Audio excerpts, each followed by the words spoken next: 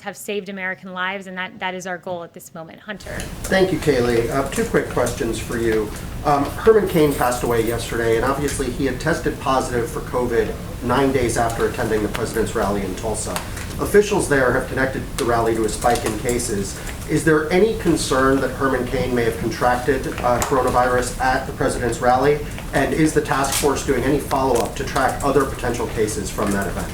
Look, Herman Cain is the absolute embodiment of the American dream.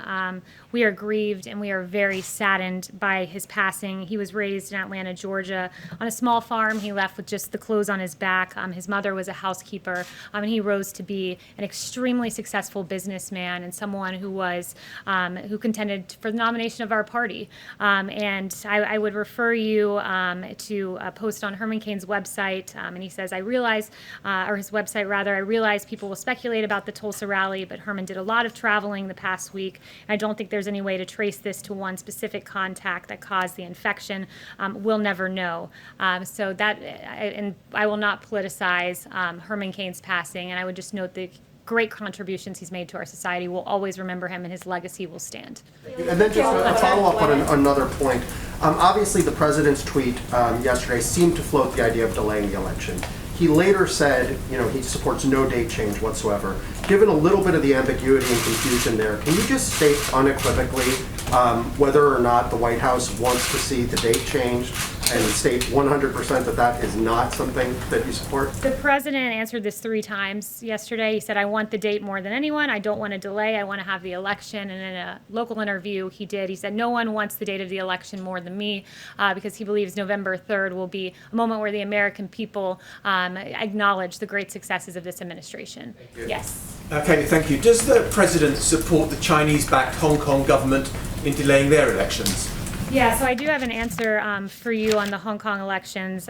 We condemn the Hong Kong government's decision to postpone for 1 year its legislative council elections and to disqualify opposition candidates. This action undermines the democratic processes and freedoms that have underpinned Hong Kong's prosperity, and this is only the most recent in a growing list of broken promises by Beijing, which promised autonomy and freedoms to the Hong Kong people until 2047 in the Sino-British Joint Declaration. I think it's appropriate, as we see this play out on the Hill, this testimony by our doctors, to just acknowledge the real successes and work of this administration. I acknowledge the ventilators, and I talked about testing and just great American industry coming together, the American people coming together and working to get us through this tragic pandemic.